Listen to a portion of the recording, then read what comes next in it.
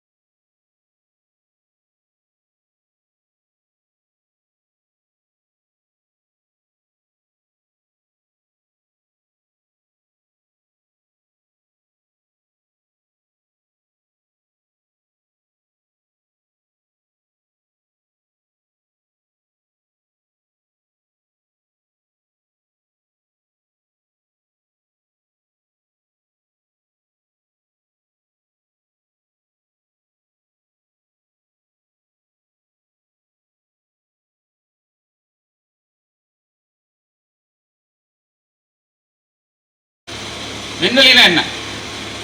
விண்வெளினா நாங்கள் ஸ்பேஸ்ன்னு சொல்லுவோம், கரெக்டுங்களா? நமக்கும் இந்தியாவுக்கும் என்ன, விண்வெளிக்கு என்ன சம்மந்தம்? இன்னைக்கு நிலைமைக்கு நீங்கள் பார்க்கும்போது விண்வெளினா என்ன தோணும் உங்களுக்கெல்லாம்? இஸ்ரோன்னு ஒரு ஆர்கனைசேஷன் இருக்குது, ராக்கெட் வர்றாங்க, அது மாதிரி ஒன்று தோணும். அது இப்போ 2026. பட் ஆனால் நம்ம முன்னோர்கள் நமக்கு முன்னாடி இந்த விஞ்ஞானம்லாம் வர்றதுக்கு முன்னாடியே, இந்த அறிவியல் தொழில்நுட்பங்கள்லாம் வர்றதுக்கு முன்னாடியே, பல நூற்றாண்டுகள் முன்னாடியே பாஸ்கரா, ஆரியப்பட்டா, இது மாதிரி உள்ள நம்மளுடைய சித்தாந்தர்கள்லாம் வந்து விண்வெளியை பற்றி நிறைய ஆராய்ச்சி பண்ணியிருக்காங்க. ஆஸ்ட்ரானமின்னு சொல்லுவோம். ஆஸ்ட்ரானமியை பற்றி இவங்க எழுதி வச்ச சித்தாந்தங்கள் தான் பார்த்தீங்கன்னா 426 AD பார்த்தீங்கன்னா உலகம் வந்து தட்டையாக இருந்துச்சா உருண்டையாக இருந்துச்சா, பூமி எதை நோக்கி சுற்றுது, சன் எங்கே இருக்குது, இப்படின்றதெல்லாம் பார்த்தீங்கன்னா வெரி கிளியராக அந்த காலத்திலேயே வந்து நம்ம ஆரியப்பட்டா எழுதி வச்சிருக்காரு. இதே தான் வந்து பார்த்தீங்கன்னா 1000 வருடங்கள் கிடைத்து 1500 AD அந்த டைமில் பார்த்தீங்கன்னா காப்பர்னிக்கஸ், நீங்கெல்லாம் படிச்சிருப்பீங்க. அவர் என்ன ஹீலியோசென்ட்ரிக் தியரி பற்றி சொல்லியிருப்பார். 1000 வருடங்கள் கழிச்சு சன்னு தான் இந்த சென்டரு, அதை சுற்றி தான் மற்ற பிளானட்ஸ்லாம் சுற்றுது அப்படின்ட்டு.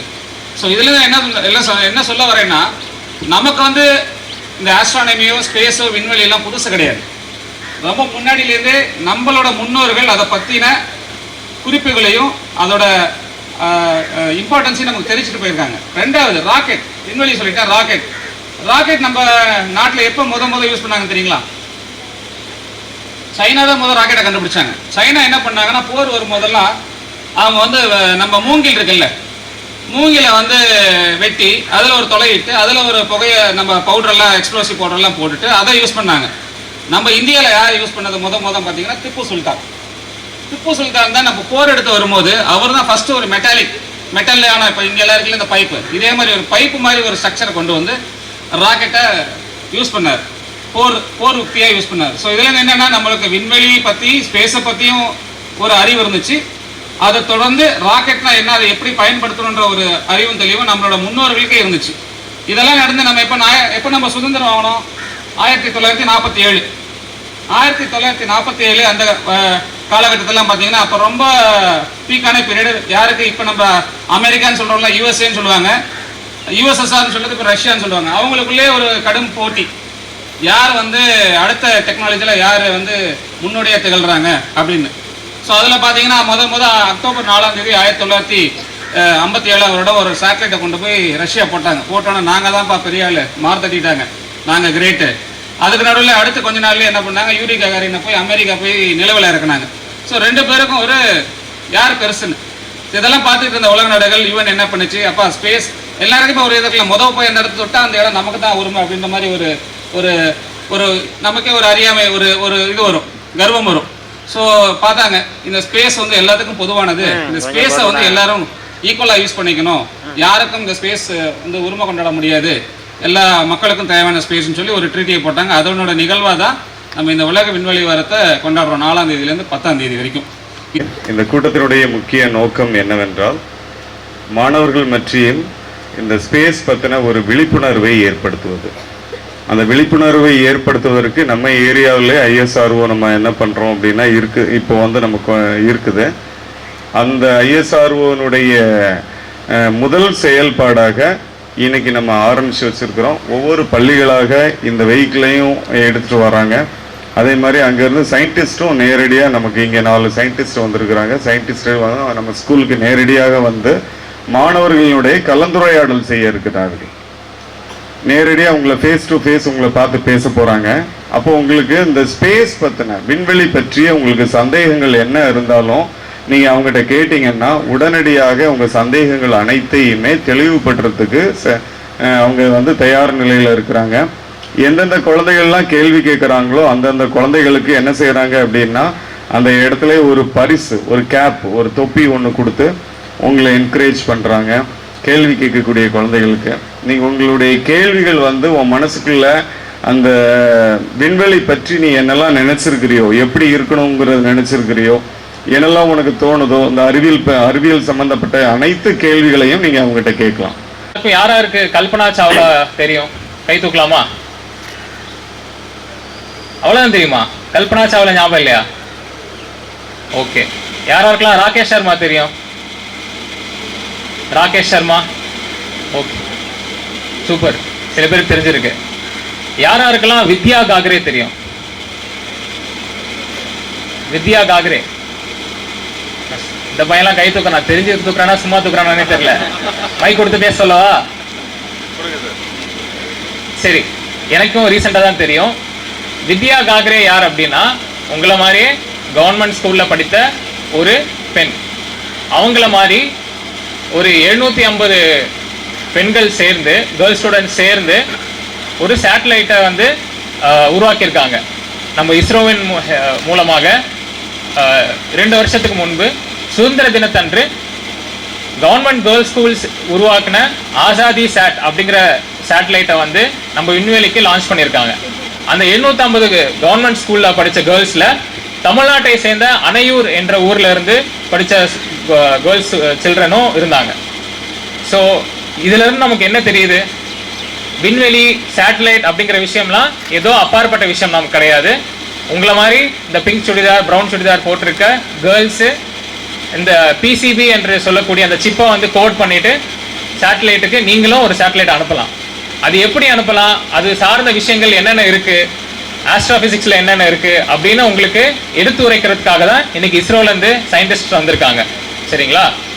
ஸோ இப்போது உங்களுக்கு ஸ்பேஸோட முக்கியத்துவம் என்ன, இஸ்ரோ என்னென்ன மாதிரி வேலைகள் செய்யுதுன்னு சொல்லிட்டு சயின்டிஸ்ட் அவங்களே சொல்லிட்டாங்க. பேசிக்காக சேட்டலைட் அப்படிங்கிறது என்ன? ஸ்பேஸில் இருக்க ஒரு சிசிடிவி கேமரா மாதிரி. நம்ம பண்ணுற எல்லா ஆக்டிவிட்டீஸ்க்கும் அந்த சிசிடிவி கேமரா தான் யூஸ் ஆகும். நீங்கள் இங்கேருந்து திருச்செந்தூர் போகிறீங்களோ, இங்கேருந்து தூத்துக்குடி போகிறீங்களோ, கூகுள் மேப்ஸில் ரூட் போட்டுட்டு எவ்வளோ நேரம் ஆகும்பா, நடுவில் டிராஃபிக் ஏதாவது இருக்கான்னு செக் பண்ணிட்டு தானே போகிறீங்க. அதுக்கும் அந்த சேட்டலைட் தான் யூஸ் ஆகுது. இப்போ இன்னையிலேருந்து நமக்கு மழை காலம் தொடங்கிருச்சு. நேற்றுலாம் நல்லா மழை பெஞ்சு தூத்துக்குடியில். இதெல்லாம் முன்கூட்டியே நமக்கு வந்து அறிவுரை சொல்கிறதுக்கும், ப்ரிகாஷன் சொல்கிறதுக்கும், ஒரு சைக்ளோன் வருது அப்படின்னு சொல்கிறதுக்கும், இந்த மாதிரி விஷயங்களுக்கும் சேட்டலைட் தான் யூஸ் ஆகுது.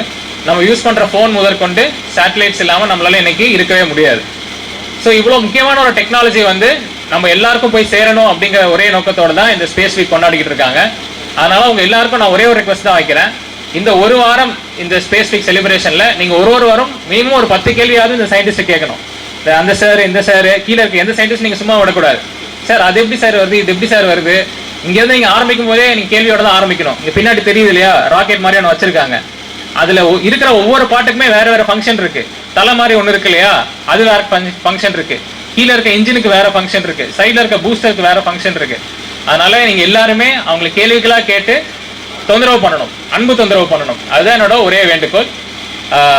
அப்படி நீங்க பண்ணீங்க அப்படின்னா ஒரு நாளைக்கு இந்த பதுக்கப்பத்தில் படிச்ச ஒரு பெண், அவங்க டிசைன் பண்ண சேட்டலைட்டு, தூத்துக்குடியை சேர்ந்த பதுக்கப்பத்தில் படித்த பெண், அதே தூத்துக்குடியை சேர்ந்த குலசேகரப்பட்டினம் இருக்கிற ஏவுதளத்துல இருந்து சேட்டலைட், அவங்களோட சேட்டலைட் போயிருக்கு அப்படிங்கிற ஒரு ஹெட்லைன்ஸ் வரணும்.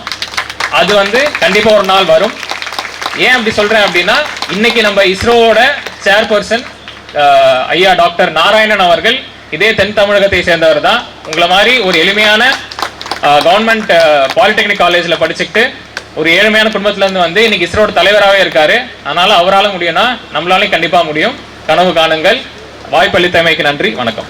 ஃபங்க்ஷன் நடக்குது அப்படின்னா நம்ம இஸ்ரோவில் வந்து நார்மலாக எங்கள் இஸ்ரோ ஸ்ரீஹரிகோட்டாவில் இருக்குது, அதே மாதிரி பல சென்டரில் இருக்குது. எல்லா கல்லூரி மாணவர்களும் நார்மலாக அலோவ் பண்ணுவோம் வந்து பார்க்குறதுக்கு. அங்கே வந்தால் ஜஸ்ட்டு பார்த்துட்டு போகலாம். ஸோ வருஷத்துக்கு கிட்டத்தட்ட ஒரு 1,00,000 பிள்ளைங்க இருப்பாங்க வந்து பார்த்துட்டு போகிறாங்க. ஸ்கூல் காலேஜ் பசங்க அலோவ் பண்ணுவோம், பார்த்துட்டு போகிறோம். நாங்கள் வெளியில் வந்து குழந்தைங்களை மீட் பண்ணுறது அப்படின்னா நார்மலாக 2 அக்கேஷன் மட்டும்தான் இருக்கும். ஒன்று வந்து ஆகஸ்ட் 23 தேசிய விண்வெளி தினம், நேஷனல் ஸ்பேஸ் டே டிக்ளேர் பண்ணியிருக்காங்க. ஏன் டிக்ளேர் பண்ணாங்க தெரியுமா? யாருக்காதே? சரி, அதை நான் கேள்வி அங்கே வச்சுக்கிறேன். தேசிய அதுக்கு வருவோம் நாங்கள். அந்த வந்து இஸ்ரோவோட சந்திரயான் 3 ராக்கெட் போய் 3 லேண்ட் ஆச்சு இல்லை? ஸோ அந்த தினத்தை கவர்மெண்ட் ஆஃப் இந்தியா வந்து தேசிய விண்வெளி தினமாக அறிவிச்சிருக்காங்க. ஸோ அந்த தினத்துக்கு வந்து நாங்கள் இதே மாதிரி ஒவ்வொரு ஈவெண்ட்டாக வெளி காலேஜ் இல்லை ஸ்கூல்ஸ்க்கு போய் கண்டக்ட் பண்ணுவோம். அதுக்கு இப்போ அது வந்து 2023 தான் போய் இறங்கிச்சு. 24, 22 வருஷம் தான் நாங்கள் பண்ணியிருக்கோம்.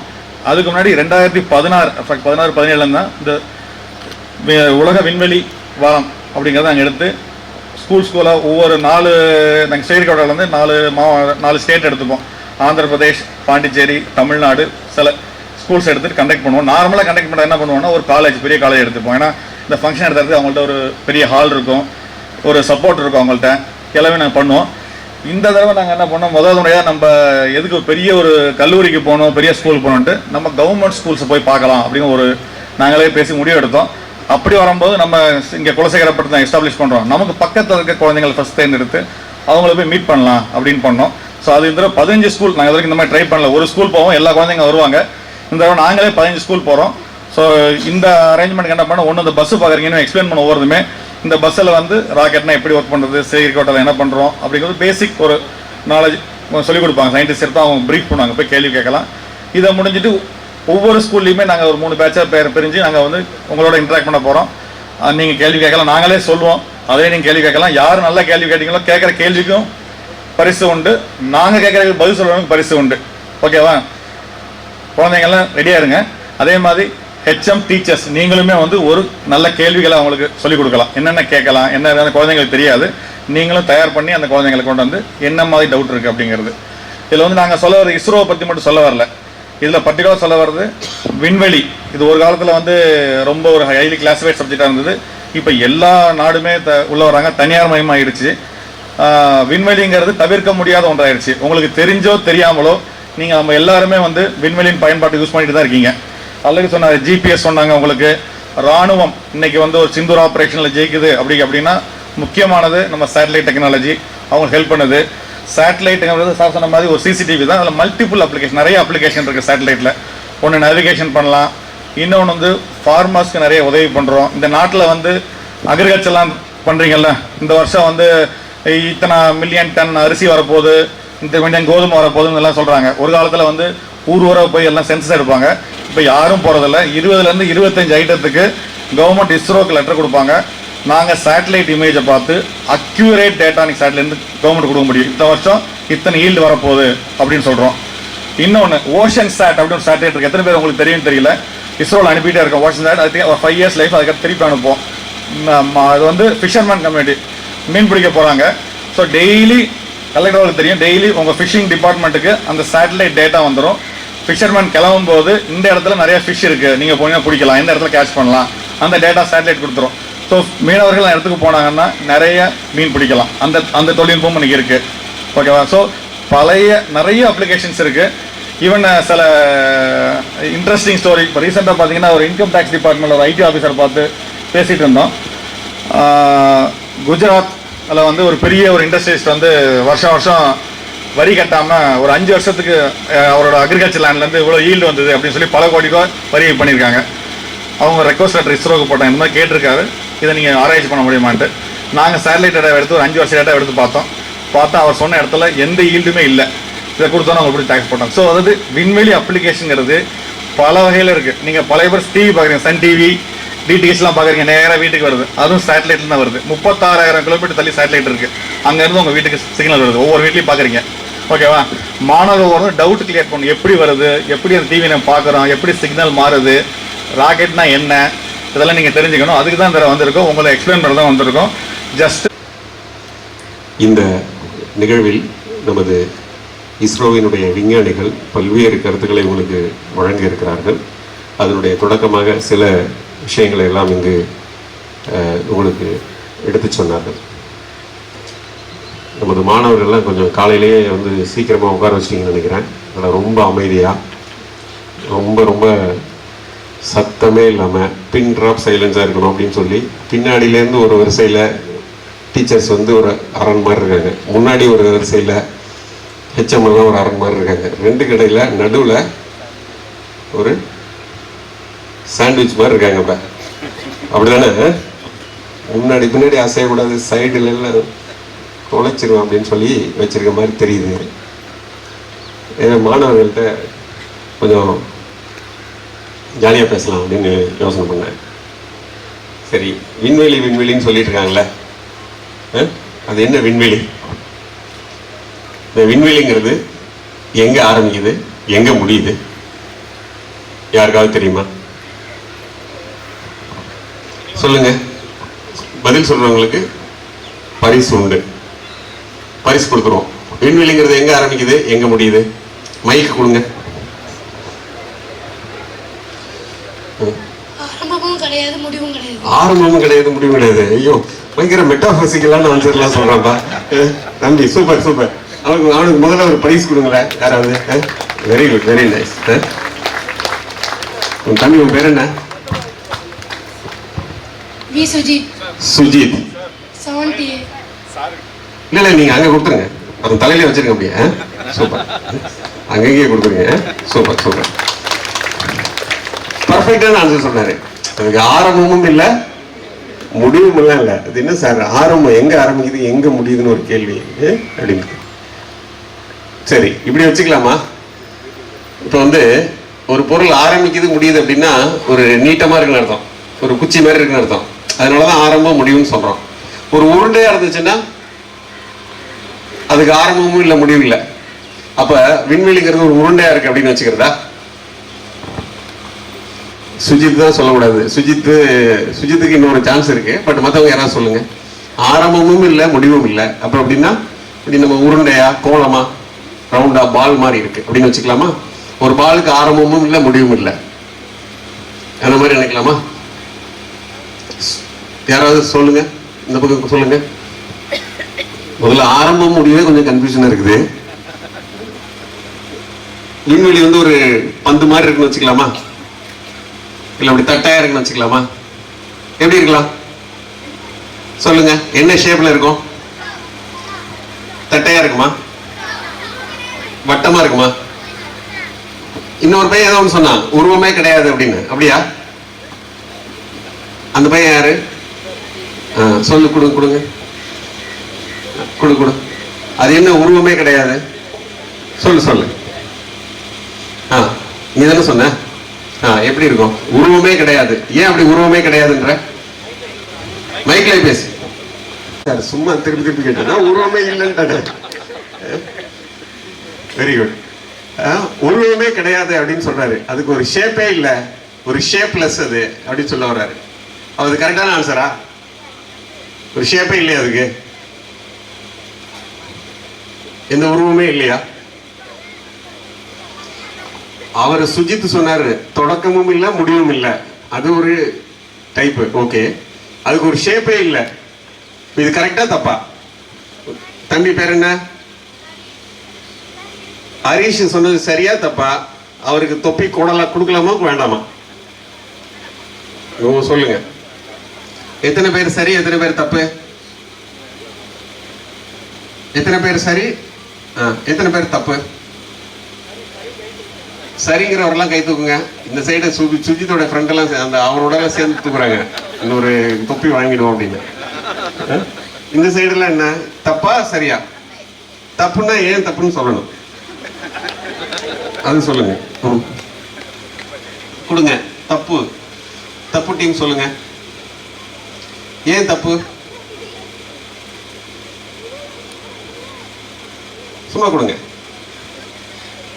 இல்ல என்ன எப்படி இருக்குல்ல சொல்லுங்க. என்ன ஷேப்பா இருக்குது?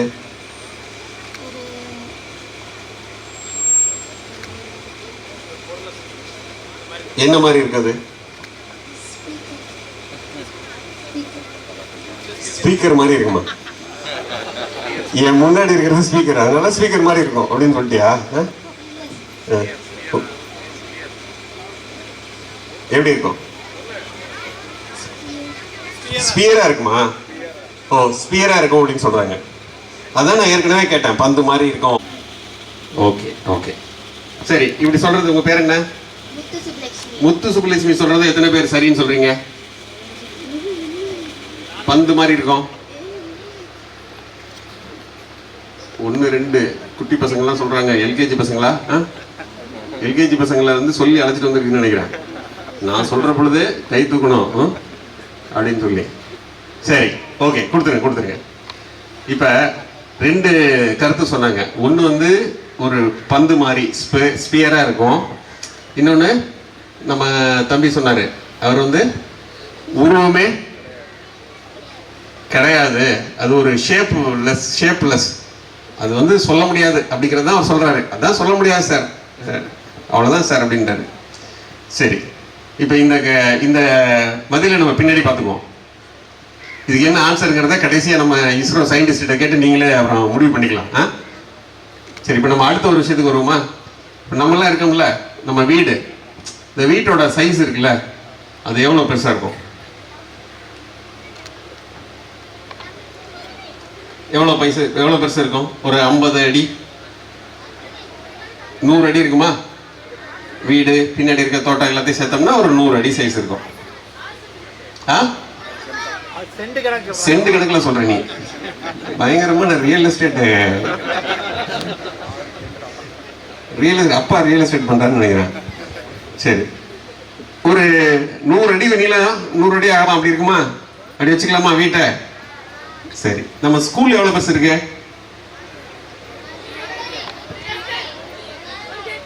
1 ஏக்கரா? ஏக்கர் கணக்குல இருக்க நீ, நீள அகலத்துல சொல்லு. ஒரு 3000 அடி நீளம், 3000 அடி அகலம், அப்படி இருக்குமா? கூடவே இருக்குண்டா, இங்க இருந்து பார்த்தா தெரியலையா? இவ்வளவு தூரம் பார்த்தாலும் 3000 அடி தெரியுதுல்ல, ஒரு பெரிய கிரவுண்டா தானே இருக்கு. சரி, இது வந்து உங்க ஸ்கூல் சைஸ். உங்க ஊர் எவ்வளவு பெருசு இருக்கும்? இப்ப கிலோமீட்டர் கணக்குல சொல்லு. இப்ப வந்து அடி கணக்குல சொல்லாத, கிலோமீட்டர் கணக்குல சொல்லு. எத்தனை கிலோமீட்டர் நீளம், எத்தனை கிலோமீட்டர் அகலம் இருக்கும் ஸ்கூலு?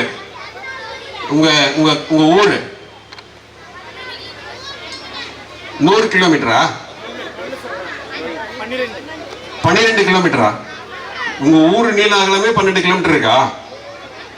அவ்வளவு பெரிய ஊரா அது? எந்த ஊர் அது? சொல்லுங்க, இது எந்த ஊரு? நீ எந்த ஊரு சொல்லு, கொடுங்க, மைக் கொடுங்க. அதுட்ட என்ன ஊரு? நீ படுகப்பத்து எவ்வளவு நீளம், எவ்வளவு அகலம் இருக்கும்? இப்படி நடந்து போனா எவ்வளவு தூரம் போவீங்க? இப்படி போனா இப்படி எவ்வளவு தூரம் போவீங்க? 2 கிலோமீட்டர். 2 கிலோமீட்டர் நீளம், 2 கிலோமீட்டர் அகலம், அவ்வளவுதான் இருக்கும். வெரி குட், கரெக்டா சொல்லுச்சு. உங்க பேர் என்ன? பிரதீக்ஷா. அருமையா சொல்லிச்சு. 12 கிலோமீட்டர்னு சொன்னது கொஞ்சம் கன்ஃபியூஸ் ஆயிடுச்சு. பஸ் ஏறி வர்றதை சொல்லிட்டு இருக்கேன்னு நினைக்கிறேன். Okay, good. சரி, இப்ப ஊர் வந்து ஒரு 2 கிலோமீட்டர் லென்த் இருக்கும். சரி, நம்ம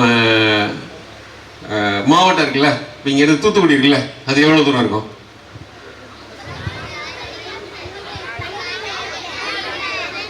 எவ்வளவு பெருசு அது? எவ்வளவு இதோட பெருசு தானே அது? உங்க ஊரோட பெருசு தானே மாவட்டம்? மாவட்டத்தோட சைஸ் எவ்வளவு பெருசு இருக்கும்? நான் வர்றதுக்கு காலையில 9:30 மணிக்கு கிளம்புனேன். இங்க உங்ககிட்ட இப்போ வந்தேன் 10:45 தான் வந்தேன். ஸோ நியர்லி 1.5 மணி நேரம் வந்தேன். 1.5 மணி நேரம் ஒரு கார்ல வரோம்னா எவ்வளவு தூரம் இருக்கும் அது?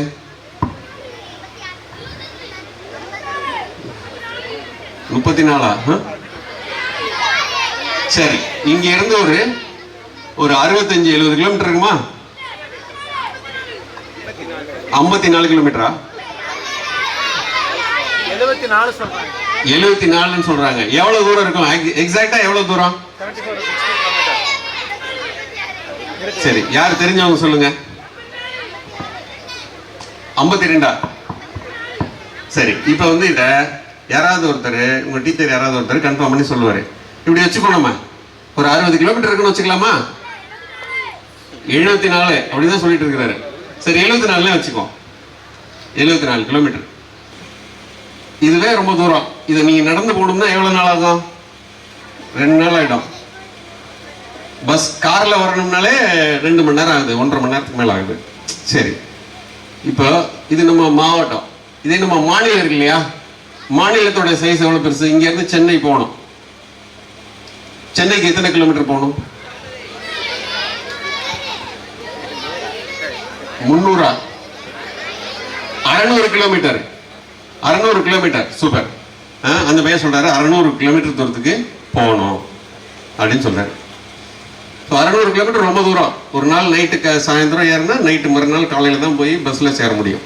ரொம்ப தூரமானது. இதே நம்ம நாடு இருக்கு இல்லையா, நம்ம நாடு என்ன நாடு? தமிழ்நாடா? இந்தியா. இவ்வளோ லென்த்தா இருக்கு இல்லையா? ஸோ நம்ம இந்தியாவுடைய தலைநகரம் டெல்லி. ஸோ டெல்லிக்கு போகணும் அப்படின்னா எவ்வளோ கிலோமீட்டர் ஆகும்?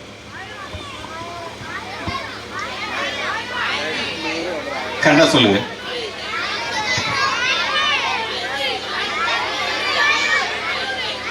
ஆயிரத்தி 1800 கிலோமீட்டர் கிட்டத்தட்ட கரெக்டா சொல்றாரு. Very good, very good. எவ்வளவு நேரம் ஆகும் போறதுக்கு? இதுல ட்ரெயின்ல போறதா இருந்தா 3 நாள் ஆகும். ஆக்சுவலா 2 நாள் ஃபுல் டே ஆகும். நிறுத்தாம போயிட்டு இருந்தா 24 days அப்படியே கண்டினியூஸா போயிட்டு இருக்கலாம். நிறுத்தி போனா 3ஆவது நாள் ஆயிடும். சரியா? இப்ப நம்ம டெல்லி வரையும் போயிட்டோம். இதுவே 2000 கிலோமீட்டர், 3000 கிலோமீட்டர்னு வச்சுக்கலாம். இந்த நீளம் கன்னியாகுமரியில இருந்து காஷ்மீர் வரையும் ஒரு 2500 கிலோமீட்டர், 3000 கிலோமீட்டர் அப்படின்னு வச்சுக்கலாம். சரி, இது நம்ம உலகத்துல இந்தியா வந்து ஒரு பெரிய நாடு தானே. எத்தனாவது பெரிய நாடு? இதுக்கு ஆன்சர் சொன்னா பரிசு. கரெக்டா சொல்லணும். பரப்பளவுல கரெக்டா சொல்லுங்க. இந்த பையனுக்கு அந்த பையனுக்கு ஒரு தொப்பி கொடுங்க. திஸ் குட்டி பையன். அவனுக்கு தான். கொடுங்க. Yes yes yes, super. Very good, very good, very good, very good.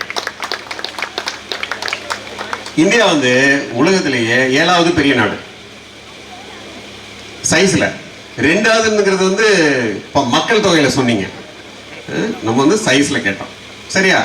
அப்போ பெரிய நாடு இன்னும் நிறைய நாடெல்லாம் இருக்கு. நம்மளுக்கு மேல இன்னும் நிறைய நாடுகள் இருக்கு. சரி, இப்ப இந்தியாவே ஒரு பெரிய நாடு. இதே மாதிரி உலகத்துல நிறைய நாடுகள் இருக்கு, நிறைய கண்டம் இருக்கு. இதெல்லாம் வந்து ஒரு பூமி வந்து ஒரு பந்து மாதிரி தானே இருக்கு. பாப்பா சொன்னது பந்து மாதிரி இருக்கிறது, பூமி தான் பந்து மாதிரி இருக்கு. பூமி பந்துல அப்படியே இருக்கு. பூமி பந்துல இருக்க மாதிரியே இதை மொத்த பூமியை பந்தை சுத்தி வந்தோம்னா எவ்வளவு தூரம் இருக்கும்?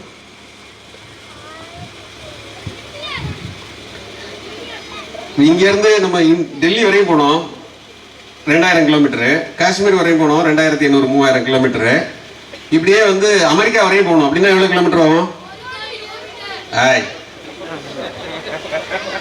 சும்மா ஏதாவது அடிக்கிறது.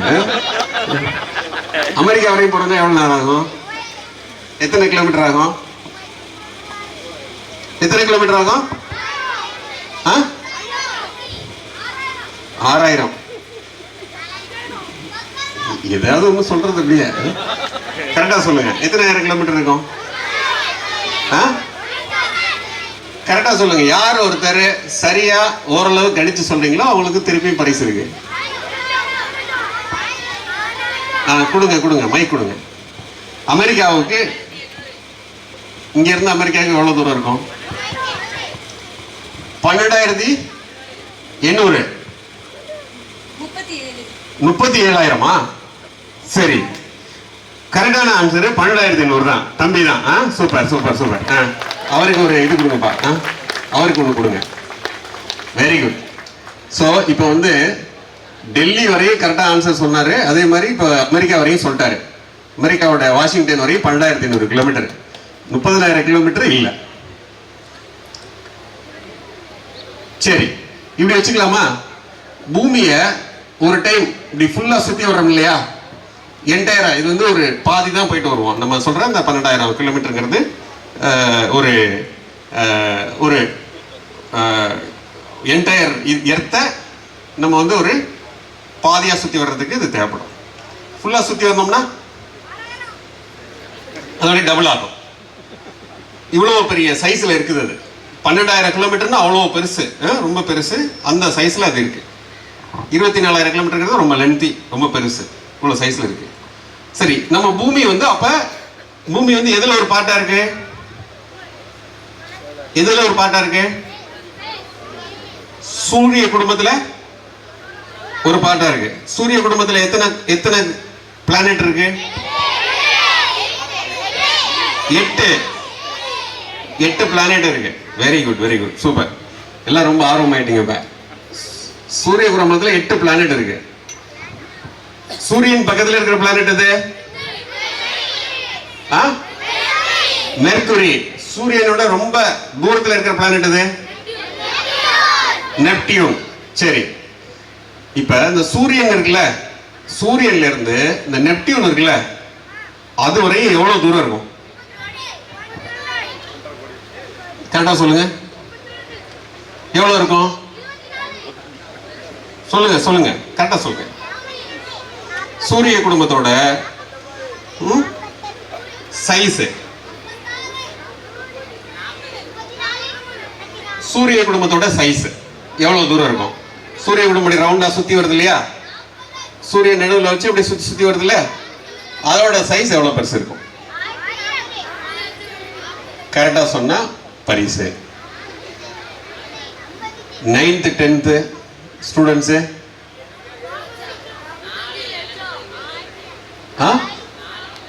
4,700 இல்ல இல்ல இல்ல.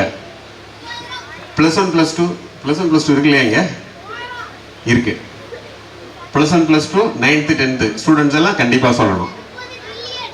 30 பில்லியன். நீ வந்து சும்மா சும்மா அடிச்சு பாக்குற அப்படியா? எதையாவது ஒன்று அடிச்சு பார்ப்போம், ஏதாவது ஒரு தொப்பை விழுங்குறதான்னு பாக்குற நீ. நீ சரியா சொன்னாதான் விழுவோம். சரி சொல்லு, நீ சொல்றியா? சொல்லு சொல்லு. நம்ம சோலார் சிஸ்டம் இருக்குல்ல, அதோடைய சைஸ் எவ்வளவு பெருசு இருக்கும்? 4.5 பில்லியன். 4.5 பில்லியன். அதோட டயாமீட்டர் சைஸ் சொல்றியா? அப்படி சொல்றியா? கரெக்டா சார்? இது 4.5 billion. Very good, very good. அவருக்கு ஒரு கேப் கொடுங்க, ஊத்திங்க. ஸோ 4.5 பில்லியன் சொன்னார்ல, அதை கோடியா கன்வெர்ட் பண்ணி சொல்ல முடியுமா? கோடியா? 1 கோடி 2 கோடி அப்படி மாதிரி. 4.5னா எத்தனை? ஒரு பில்லியன்ங்கிறது 100 கோடி. 4.5னா எத்தனை? 450 கோடி. 1 கிலோமீட்டர் 2 கிலோமீட்டர் நடந்து வர்றதுக்கே நம்மளுக்கு ரொம்ப கஷ்டமா இருக்கு. 450 கோடி. 1 கோடி கிலோமீட்டர் போனாலே எவ்வளவு தூரம் இருக்கும்? எவ்வளவு நாளாக போய் சேர்றதுக்கு நம்ம ட்ரெயின்ல ஏறி போனா? வாய்ப்பே இல்லை. ட்ரெயின் எங்க போறது, நம்ம எங்க போறது? சரி, 1 கோடி கிலோமீட்டர் மாதிரி இது எத்தனை கோடி கிலோமீட்டர்? 450 கோடி கிலோமீட்டர். சரியா? சோ அவ்வளோ சைஸ் நம்ம எதோடது? சோலார் சிஸ்டத்தோட சைஸ் மட்டுமே. சரி, இந்த சோலார் சிஸ்டம் எல்லாம் எதுல இருக்கு? எதுல இருக்கு? எதுல இருக்கு? மில்கி வேல இருக்கு. வெரி குட், நிறைய பேர் சூப்பரா சொல்லிட்டீங்க. மில்கி வேனா என்ன? கேலக்சி. கேலக்சி அப்படிங்கிறது என்ன அர்த்தம்? சோலார் சிஸ்டம் மாதிரி. சோலார் சிஸ்டம்ங்கிறது ஒரு ஸ்டார், அதை சுத்தி பிளானட். அப்போ கேலக்சிங்கிறது என்ன இருக்கும்? அதுலயும் ஒரு ஸ்டார் இருக்குமா? எவ்வளவு ஸ்டார் இருக்கும்? சோலார் சிஸ்டம் மாதிரி எத்தனை சோலார் சிஸ்டம் நம்ம மில்கி வே கேலக்சில இருக்கும்? மில்கி வேங்கிறது ஒரு கேலக்சி, தெரியும் இல்லையா? இந்த மில்கி வே கேலக்சிக்கு சைஸ் இருக்கா? ஷேப் இருக்கா? இல்லையா? புத்தகத்தை கரெக்டா படிச்சுக்கணும்ல. சொல்லு, தீபாவளி வரப்போகுது. தீபாவளி வரப்போது கரெக்டாக சொல்லணும். மில்கி வே கேலக்சி சங்கு சக்கரம். சங்கு சக்கர ஷேப்ல இருக்குமா? பார்த்துருக்கீங்களா? அப்படி ஒரு சுத்தி இருக்க மாதிரி. என்ன இருந்தாலும் நான் தான் சொன்ன ஆன்சரு. ஸ்பைரல் ஷேப்ல இருக்கும். அதான் சங்கு சக்கர ஷேப்ல இருக்கும். Very good. பட் ஆன்சர் வந்து க்ளூ சொல்லிட்டதுனால ஆன்சருக்கு வந்து தொப்பி கொடுக்க முடியாது. ஓகே. மில்கி வே கேலக்சி ஒரு ஸ்பைரல் ஷேப்ல இருக்கும். அதோடைய அதுக்குள்ள எத்தனை சின்ன சின்ன சின்ன நிறைய ஸ்டார்ஸ் எல்லாம் இருக்கும். அந்த ஸ்டார் சுத்தி நிறைய நம்ம மாதிரி பிளானட் எல்லாம் இருக்கும். நம்மளே வந்து அதுல உள்ள ஒரு ஸ்டார்ல இருக்கக்கூடிய ஒரு பிளானட் தான். அப்ப இந்த மில்கி வே கேலக்சில மட்டும் எத்தனை ஸ்டார் இருக்கும்? எத்தனை ஸ்டார் இருக்கும் சொல்லுங்க, சும்மா சொல்லுங்க. மில்கி வே கேலக்சிக்குள்ள அப்ராக்சிமேட்டா எத்தனை சூரியன் இருக்கும்? நம்ம சூரியன் வந்து ஒரு சூரியன் இல்லையா? நம்மளுக்கு ஒரே ஒரு சூரியன் தான் இருக்கு. இதே மாதிரி மில்கி வே கேலக்சிக்குள்ள மட்டும் எத்தனை சூரியன் இருக்கும்? 6 பில்லியன்ஸ் ஆஃப் ஸ்டார்ஸ். அப்படிலாம் சொல்ல முடியாது. எத்தனை பில்லியன் கேட்கறதானே கேள்வியா? எத்தனை பில்லியன்? எத்தனை பில்லியன்? 6 பில்லியனா? இல்ல, 7 பில்லியன். ஒன்று சேர்த்து வச்சுக்கோங்க. ஒரு 7 பில்லியன் வச்சுக்கோங்க சார். எத்தனை எத்தனை எத்தனை ஸ்டார்ஸ் இருக்கும்? இல்ல, கரெக்டா கை தூக்கி சொல்லணும். 7 பில்லியன் ஸ்டார்ஸ் இல்ல. எத்தனை பில்லியன் ஸ்டார் இருக்கும்? அவர் என்ன கையை அப்படி தூக்குறாரு? என்ன சொல்லு. அந்த அங்க கை கொடுங்க. இங்க 100 மில்லியன். 100 மில்லியனா? 100 மில்லியனா 100 பில்லியனா? 100 பில்லியன். சரி, 100 பில்லியன்ங்கிறவங்க எத்தனை பேரு? இந்த பக்கம் அங்க ஒருத்தர் கை தூக்குனாரு, அந்த பக்கம் ஒருத்தர் கை தூக்குனாரு. அந்த அவரு கொடுங்க. மில்கி வே கேலக்சி நம்ம வந்து ஒரு ஸ்டார், ஒரே ஒரு ஸ்டார்ல இருக்கக்கூடிய ஒரே ஒரு சின்ன கிரகம். சரியா? ஒரே ஒரு ஸ்மால் பிளானட். இதுதான் கேள்வி. 200 பில்லியன். 200 பில்லியன் ஸ்டார்ஸ் இருக்கும். Very good, very good, very good, wonderful, super super. அது ஏற்கனவே தொப்பி வாங்கிட்டாரு. அவர் தொப்பிக்கு மேல அடுத்து அவர் சொன்னதான். தம்பி உன் பேர் என்ன? தரணி. தரணிவேல் வந்து 200 பில்லியன் கேலக்சின்னு சொன்னார் இல்லையா? ஆக்சுவலா 20,000 கோடி. எவ்வளவு? 20,000 கோடி ஸ்டார்ஸ் இருக்கு. சன் மாதிரி 20,000 கோடி சன். 20,000 கோடி. நம்ம ஒரு சன் இருக்கு இல்லையா பக்கத்துல? இது மாதிரி 20,000 கோடி ஸ்டார்ஸ் வந்து மில்கி வே கேலக்சிக்குள்ள இருக்கு. அதுல நம்ம ஒரு ஸ்டார்ல நம்ம இருக்கோம். அதுல சுத்தி அந்த ஒரு ஸ்டார் பக்கத்துல இருக்கிற ஒரு கிரகத்துல நம்ம இருக்கோம். சரியா? ஓகே. மில்கி வே கேலக்சி 20,000 கோடி ஸ்டார்ஸ், 200 பில்லியன் ஸ்டார்ஸ் கொண்டது. அந்த 200 பில்லியன் ஸ்டார்ஸ்ல ஒரு ஸ்டார்ல நாம இருக்கோம். புரியுதா? 20,000 கோடிய ஒண்ணா என்னன்னா எவ்வளவு நாள் ஆகும்? போன மாசம், சரி போன வாரத்துல பாத்தீங்கன்னா திருச்செந்தூர் கோயில்ல உண்டியல் என்றதுக்காண்டி வந்தாங்க. ஆனா உண்டியல்ல நம்ம ஆளுலாம் நிறைய உண்டியல் போட்டு முருகன் மேல பக்தி ஆனதுனால உண்டியலை எண்ணி ஒரு நாள்ல முடிக்கவே முடியல. மறுநாள் நைட்டு பகலா எண்ணி மறுநாள் எண்ணிட்டு இருந்தாங்க. அந்த மாதிரி ஒரு 20,000 கோடி ஸ்டார் உங்க கையில கொடுத்துட்டோம்னு வச்சுங்களேன், எண்ணி எப்ப முடிப்பீங்க? அப்படியே ஒரு ஒரு செகண்டுக்கு ஒன்று அப்படி எப்படி தள்ளினா எப்படி ஆகும்? எண்ணி முடிக்க முடியுமா? ரொம்ப கஷ்டம்.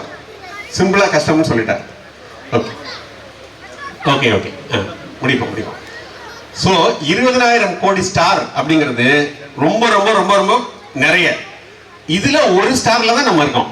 சரியா? சரி, இந்த மில்கி வே கேலக்சி இருக்குல்ல, கேலக்சின்னு சொல்றோம்ல, இந்த மில்கி வே கேலக்சி மாதிரி வேற ஏதாவது கேலக்சி இருக்கா இல்ல அது மட்டும் தான் இருக்கா? சொல்லுங்க. மில்கி வே கேலக்சி மாதிரியே இன்னொரு கேலக்சி இருக்கா? ஒரு கேலக்சி தான் இருக்கா இல்ல நிறைய இருக்கா? நிறைய இருக்கா கொஞ்சமா இருக்கா? சொல்லணும், இந்த சைடு சொல்லணும். நிறைய இருக்குன்னா எவ்வளவு இருக்கும்? இவ்வளவு இருக்குமா? இவ்வளவு இருக்குமா? சொல்லுங்க, எவ்வளவு இருக்கும்? சும்மா அப்ராக்சிமேட்டா அப்படியே கெஸ் பண்ணணும். எவ்வளவு இருக்கும்? யாராவது கிடைக்கிறீங்களா? 10th +2 ஸ்டூடெண்ட்ஸ் சொல்லுப்பா. சக்கரத்துல வர ஸ்பைரல் ஷேப்ல இருக்கும் அப்படின்னு தெரியும். 100 billion. 100 billion. Okay, 100 billion. It's 100 பில்லியன்ங்கிறது இன்னொரு ஒரு 10,000 கோடி சொல்றாரு அவர். 10,000 கோடி கேலக்சி இருக்குன்னு சொல்றாரு. 100 பில்லியன் தான் இருக்குமா, என்ன கூட இருக்குமா, குறைவா இருக்குமா? 100 தான் சார். யூஸ்வலா 100 தான் அடிப்போம் நம்ம. அது என்னன்னா 100க்கு மேல என்ன அடிக்கிறது, கண்டுடனே போதும் அப்படின்றாரு. Very good. அடுத்தது வேற யாராவது சொல்லுங்க. 100 இல்லைன்னா 200 தான். இல்லைன்னா 100 தான். 100 தான் 200 தான். எவ்வளவு இருக்கும்? 500 பில்லியன் இருக்குமா? தெரியலையா? சரி, ஆக்சுவலா 200 பில்லியன் கேலக்சிஸ் இருக்கு. எவ்வளவு இருக்கு? 200 பில்லியன் கேலக்சிஸ் அப்படின்னா 20,000 கோடி கேலக்சி. எது நம்ம இந்த சங்கு சக்கரம் மாதிரி ஒரு படம் பார்த்தோம் இல்லையா, மில்கி வே கேலக்சி. அந்த கேலக்சி மாதிரி 20,000 கோடி கேலக்சி இருக்கு. கேலக்சியை என்னன்னு முடிச்சாலே உங்களால என்ன முடியாது. கேலக்சிக்குள்ள இருக்கக்கூடிய ஸ்டார்ஸ் இருக்கு இல்லையா, மில்கி வே மாதிரி ஒவ்வொரு கேலக்சிக்குள்ளேயும் இன்னொரு 20,000 கோடி ஸ்டார்ஸ் இருக்கு. சரியா? அந்த 20,000 கோடி ஸ்டார்ல ஒரு ஸ்டார் தான் நம்மளோட சூரிய குடும்பம், சோலார் சிஸ்டம். அந்த ஒரு சூரிய குடும்பத்தில் இருக்கிற ஒரு பிளானட், 8 பிளானட்ல ஒரு பிளானட் தான் நம்மளோட எர்த். அந்த எர்த்ல இருக்கக்கூடிய அவ்வளோ பெரிய காண்டினென்ட்ல இருக்கிறதுல ஒரு சின்ன நாடு தான், சின்ன நாடுல ஓரளவு பெரிய நாடு தான், ஓரளவு ஒரு சைஸ்ல ஒரு 7th பிளேஸ்ல இருக்கக்கூடிய நாடு தான் இந்தியா. அதுல இருக்கிறதுல ஒரு சின்ன ஒரு ஊர் தான் நம்மளோட ஊரு. அந்த ஊர்ல இருக்கிறதுல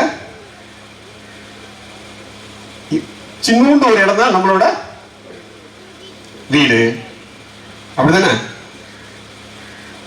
அப்ப அவ்வளோ பெரிய அந்த கேலக்சி, அந்த கேலக்சிஸ் ஆஃப் கேலக்சி யூனிவர்ஸ் எல்லாம் கம்பேர் பண்ற பொழுது நம்ம சைஸ் எவ்வளவு சைஸ் இருப்போம்? நம்ம எவ்வளவு இருப்போம்? டஸ்ட் இல்லையா? நம்ம டஸ்டா, டஸ்ட் ஆஃப் த டஸ்ட். எப்படி? தூசியோட தூசி நம்ம. ஆனா நம்ம என்ன பண்ணுவோம்? பக்கத்து வீட்டுக்காரரோட அந்த பார்டர் இருக்குல்ல, அவர் தெரியாத பொழுது நம்மளோட இதை உள்ள அப்படி தள்ளி வைப்போம். அவர் நம்ம இல்லாத பொழுது அவர் நம்மளுடைய காம்பவுண்டால இப்படி தள்ளி நோக்கம் பாரு. நம்ம எவ்வளவு சைஸ் ஆள், நம்மளுடைய சைஸும் இந்த யூனிவர்ஸோட சைஸும் சம்மந்தமே இல்லை. நம்மெல்லாம் அற்ப தூசி, ஒரு ஸ்டார் டஸ்ட். ஸ்டார் டஸ்ட் கூட சொல்ல முடியாது, டஸ்ட் ஆஃப் த டஸ்ட், அதை விட என்ன கீழே. ஆனா நாம என்ன பண்றோம்? பக்கத்து வீட்டுக்காரரோட சண்டை போடுறோம், அடுத்தவரோட சண்டை போடுறோம், சொந்தக்காரரோட சண்டை போடுறோம், பக்கத்து நாட்டோட சண்டை போடுறோம். இப்படி எத்தனையோ சண்டையெல்லாம் போட்டுட்டு இருக்கோம். ஸோ நம்ம சைஸும் நம்மளுடைய அளவும் இந்த அளப்பரிய இந்த பிரம்மாண்டமான இந்த யூனிவர்ஸில் நாமெல்லாம் ஸ்மால் டஸ்ட். இந்த ஸ்மால் டஸ்ட்ல இருந்து ஒரு மனித இனம் அப்படிங்கக்கூடிய ஒரு மனித இனம் தோன்றி, இந்த மனித இனம் இந்த என்டையர் யூனிவர்ஸையும் அளந்து பார்க்கலாம், இந்த என்டையர் யூனிவர்ஸ்லையும் பயணம் பண்ணி பார்க்கலாம், இந்த என்டையர் யூனிவர்ஸுக்கும் நாம ஆய்வு பண்ணி பார்க்கலாம், கிளம்பி போய் டிராவல் பண்ணி பார்க்கலாம் அப்படின்னு கிளம்புறக்கூடிய ஒரு ஆர்வம் இருக்கு இல்லையா? அது எவ்வளவு பெரிய விஷயம். அது நம்ம ஊரை விட்டே நம்மளால நடந்து போக முடியாது. நம்ம சென்னையை தாண்டியே பல பேர் போயிருக்க மாட்டோம், சென்னையை தாண்டியே போயிருக்க மாட்டோம். இந்தியாவை தாண்டி பல பேர் நினைச்சே பார்த்துருக்க மாட்டோம். இங்க இந்தியாவை தாண்டி போனவங்க ஒரு 4-5 பேர் இருப்பீங்க. இந்த யூனிவர்ஸை தாண்டி, இந்த பிளானட்டை தாண்டி, இந்த சோலார் சிஸ்டத்தை தாண்டி, இந்த கேலக்சியை தாண்டி வெளியில போறதெல்லாம் எவ்வளவு பெரிய விஷயம். அப்படியாப்பட்ட ஒரு மிகப்பெரிய மிஷனை, மிகப்பெரிய பயணங்களை எல்லாம் திட்டமிட்டு அவ்வளோ பெரிய இடத்துக்கெல்லாம் போகலாம் அப்படின்னு சொல்லி பிளான் பண்ணி நம்ம நாட்டிலேருந்து போகலான்னு முடிவு பண்ற அந்த விஞ்ஞானிகள் தான் இங்க இருக்க விஞ்ஞானிகள். இவங்களாம் வந்து இவங்ககிட்ட பேசுறது சாதாரணமான ஆட்கள்லாம் கிடையாது. அவ்வளோ பெரிய கால்குலேஷன்.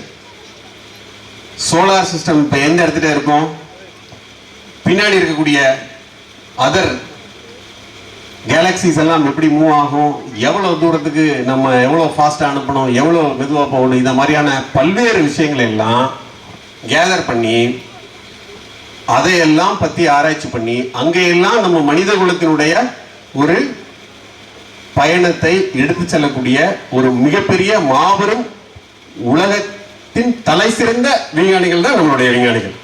அவர்கள்லாம் உங்களுக்கு முன்னாடி வந்திருக்காங்க. நீங்க இவங்களெல்லாம் பார்க்கவே முடியாது. இவங்களெல்லாம் நீங்க நினைச்சு பார்த்தாலும் ஒரு காலத்திலும் சாதாரணமாக பார்க்கவே முடியாது.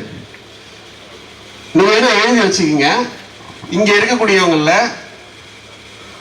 இன்னும் ஒரு 10-15 வருஷம் கழிச்சு அவர்கள் எல்லாம் இஸ்ரோவுடைய ஒரு மிகப்பெரிய பொறுப்புல, இப்பயே பெரிய பொறுப்புல தான் இருக்காங்க.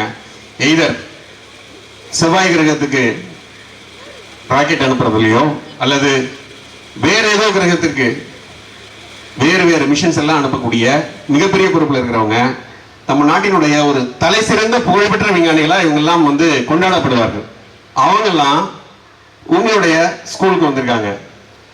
அப்ப நீங்க அவங்ககிட்ட எல்லாம் கேட்க வேண்டியது என்னன்னா, எப்படி சார் இங்க எல்லாம் நீங்க போனீங்க, இந்த இடத்துக்கெல்லாம் நீங்க எப்படி போனீங்க, இங்க எல்லாம் வந்தா என்ன மாதிரி வேலை பார்ப்பீங்க, எவ்வளவு நேரம் வேலை பார்ப்பீங்க. பொதுவாக நம்மளாம் எவ்வளவு நேரம் வேலை பார்ப்போம், காலையில் வருவோம் திருப்பி சாயங்காலம் போயிடுவோம், இப்படிதான் நம்ம வேலை பார்ப்போம். இப்போ அவங்கெல்லாம் எவ்வளோ நேரம் வேலை பார்ப்பாங்க, அவங்களுக்கெல்லாம் வந்து இரவு பகல் அப்படின்னு ஒன்று இருக்கா?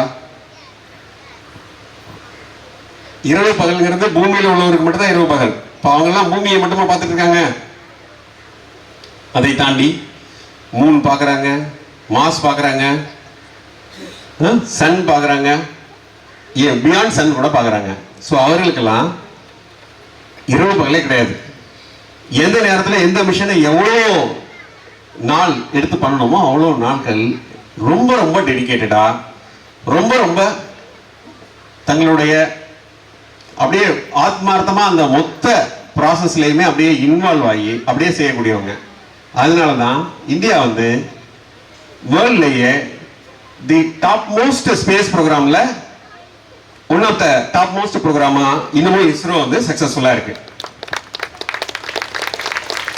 அவர்களுக்கு கிடைக்கக்கூடிய அந்த கொஞ்ச நெஞ்சம் ஓய்வை கூட துறந்துட்டு ரொம்ப கடுமையாக உழைக்கிறது மூலமாக தான் இது எல்லாத்தையும் சாத்தியப்படுத்தியிருக்காங்க. ஸோ அந்த மாதிரி விஞ்ஞானிகள் உங்ககிட்ட வந்திருக்காங்க. அந்த மாதிரியான உலகத்தின், அதாவது ஸ்பேஸ் டிராவலை மேற்கொள்ளக்கூடிய ஒரு மிகப்பெரிய ஒரு அமைப்பு நம்ம ஊருக்கு வந்திருக்கு. நம்ம ஊர்னா எங்க, நம்ம பக்கத்திலேயே அதுக்கான லான்ச் ஸ்டேஷன் இருக்கு. நீங்க எல்லாம் பாட புத்தகத்தில் படிக்கிறீங்க இல்லையா, இந்தியா வந்து சேட்டலைட் ஏவுது, அந்த சேட்டலைட் ஏவுதளம் எங்க இருக்கு அப்படின்னு கேட்பாங்கல்ல. எங்க இருக்கு இப்போதைக்கு? சேட்டலைட் ராக்கெட் ஏவுதளம் எங்க இருக்கு? ஸ்ரீஹரிகோட்டால இருக்கு. இன்னொரு பையன் சொல்றாரு கேரளால இருக்கு. இதே மாதிரி இன்னும் கொஞ்ச நாள் கழிச்சு அடுத்த வருஷத்திலேயே ராக்கெட்டு நம்ம ஊர்ல இருந்தே போகுது. எங்க இருக்குன்னு சொன்னா ஏன் சொல்லணும்? எங்க ஊர்ல தாண்டா இருக்குன்னு சொல்லணும். உங்க பசங்களாம் பக்கத்துல கேட்பாங்களா எங்க இருக்குன்னு கேட்டா அது எங்க ஊர்ல தான் இருக்குது அப்படின்னு சொல்லிட்டு குலசேகரப்பட்டினத்துல இருக்கு அப்படின்னு சொல்லி நம்ம பெருமையோடு சொல்லக்கூடிய அளவுக்கு இங்க ஒரு ராக்கெட் ஏவுதளம் வருது. அதை நமது விஞ்ஞானிகள் இரவும் பகலும் பாடுபட்டு அதை கட்டிட்டு இருக்காங்க. இப்ப மாணவர்களாகிய நீங்கள்லாம் என்ன இந்த நிகழ்ச்சி மூலமா தெரிஞ்சுக்கணும்னா, இவ்வளவு பெரிய ஆராய்ச்சி எல்லாம் பண்ணி இப்படியெல்லாம் வந்து நமது ஸ்பேஸ், நமது பூமியை விட்டு, நம்ம சூரிய குடும்பத்தை விட்டு வெளியிலெல்லாம் போறதுக்கெல்லாம் பெரிய ஆராய்ச்சி எல்லாம் பண்றாங்களே, இதுக்கெல்லாம் இந்த மாதிரி ஆராய்ச்சிக்கெல்லாம் செய்யணும்னா என்ன பண்ணணும்? நம்ம இப்ப நீங்களாம் அதுக்கு போக முடியுமா அப்படிங்கிறத அவங்ககிட்ட கேட்கணும். அப்படி படிக்கணும்னா, அங்க போகணும்னா, உங்களை மாதிரி வரணும்னா என்ன பண்ணணும் அப்படிங்கிறத அவங்ககிட்ட கேட்கணும். உங்களுக்கு டீச்சர்ஸ் கிட்ட கேட்க முடியாத பல கேள்வியெல்லாம் இருக்கும். கேட்டா டீச்சர் வந்து திட்டுவாரோ, அல்லது ஏன் திட்டுவார் அப்படின்னா அவருக்கே பதில் சங்கடமா தான் இருக்கும். அவருக்கே பதில் தெரியாத லெவலில் இருக்கிற பொழுது நீ கேள்வி கேட்டீங்கன்னா கொஞ்சம் கன்ஃபியூஷனாக திட்டிடுவாரு. ஸோ அந்த மாதிரி இருக்கிற மாதிரி கேள்வி எல்லாம் கேட்கக்கூடாது அப்படிங்கிறதுக்காக நீங்க வச்சுட்டு இருப்பீங்க. இந்த மாதிரி கேள்வியெல்லாம், இந்த மாதிரி விஞ்ஞானிகள்ட்ட எல்லாம் நீங்க என்ன வேணாலும் கேள்வி கேட்கலாம். அவங்க அருமையா அற்புதமா உங்களுக்கு விளக்கம் சொல்லுவாங்க. ஸோ இவர்களோடலாம் உங்ககிட்ட பேசுறதுக்கான வாய்ப்புங்கிறது வெரி ரேராக தான் கிடைக்கும். அதுவும் பள்ளி மாணவர்கள் வயதுல எல்லாம். நான் இந்த மாதிரி இஸ்ரோ இதெல்லாம் வந்து நானும் உங்களை மாதிரி பாடப்புத்தகத்தில் தான் படிச்சிருக்கேன். நான் எப்போ இஸ்ரோவை நேரடியாக போய் பார்த்தேன் அப்படின்னா, நான் பல காலம் படித்து IAS எல்லாம் ஆகி ட்ரைனிங் கலெக்டராக வந்ததுக்கு பிறகு நம்ம திருநெல்வேலியில் மகேந்திரகிரியில் இஸ்ரோ இருந்துச்சு. ஸோ அங்கே தான் போய் முதல் முறையாக இஸ்ரோவோட அந்த ஃபெசிலிட்டி எல்லாம் பார்க்கறதுக்கு வாய்ப்பு கிடைச்சிச்சு. ஆனால் நீங்கள்லாம் ஸ்கூல் ஸ்டூடெண்டாக இருக்கிறப்பயே அந்த ராக்கெட் இன்ஜின் எப்படி இருக்கும், என்னென்னலாம் அதில் ஃபெசிலிட்டி இருக்குது அப்படிங்கிறதெல்லாம் உங்களுக்கு நேரடியாக சொல்வதற்கு இவங்கெல்லாம் வந்திருக்காங்க. எனவே அன்பார்ந்த மாணவர்கள், ரொம்ப இந்த வாய்ப்பை ரொம்ப ரொம்ப சிறப்பாக பயன்படுத்திக்கணும். நீங்கள் என்ன புரிஞ்சுக்கணும்னா, நமது பூமி என்பது ஒரு அற்புதமான ஒரு கோளம். அதில் இருக்கக்கூடிய ஒரு அழகான ஒரு நாடு நம்ம நாடு. அதில் இருக்கக்கூடிய ஒரு சிறிய ஊர் நம்ம ஊர். இந்த ஒரு ஊரிலிருந்து, இந்த பூமி பந்திலிருந்து நாம் இந்த உலகத்தையும், இந்த சூரிய குடும்பத்தையும், இந்த கேலக்சியையும், இந்த யூனிவர்ஸையும் நோக்கி பரந்த அளவுல நம்மளது அறிவை விசாலப்படுத்திக் கொள்வதற்கு முயற்சி பண்றோம். அதை வெற்றி கொள்வதற்கு முயற்சி பண்றோம். அதை நாம வெற்றி கொள்ள முடியுமா அப்படின்னு எனக்கு தெரியல. குறைந்தபட்சம் நாம் அதை பத்தி புரிஞ்சுக்கிறதுக்காக முயற்சி பண்றோம். எனவே அந்த முயற்சியில ஒரு பார்ட்டா இருக்கக்கூடிய நமது இந்தியன் ஸ்பேஸ் ரிசர்ச் ஆர்கனைசேஷனுடைய அவங்களுடைய முயற்சியில் நாம எப்படி இணைஞ்சுக்கலாம், நாம அது மாதிரி போய் ஒரு ஸ்பேஸ் சயின்டிஸ்ட் ஆகலாமா அப்படிங்கிற மாதிரியான ஒரு உந்துதலையும் ஒரு ஊக்கத்தையும் இந்த நிகழ்ச்சி மூலமாக நீங்கள் எல்லாம் பெற்றுக்கொள்ள வேண்டும். என்ன விதமான ஐயங்கள் இருந்தாலும் நீங்கள் நமது விஞ்ஞானிகளிடம் கேளுங்கள். அவர்கள் உங்களது ஐயங்களை எல்லாம் தீர்த்து வைப்பார்கள். இந்த நிகழ்வில் வந்து இதை சிறப்பாக ஏற்பாடு செய்திருக்கக்கூடிய நமது கல்வித்துறை அலுவலர்களுக்கும், நமது தலைமை ஆசிரியர்கள் உள்ளிட்ட ஆசிரியர் பெருமக்களுக்கும் மாணவர்களை ஊக்கப்படுத்துமாறு அன்போடு கேட்டுக்கொண்டு உங்களிடமிருந்து விடைபெறுகிறேன். நன்றி, வணக்கம். அறிவியலை பற்றி, பூமியை பற்றி, அண்டத்தை பற்றி, விண்வெளியை பற்றி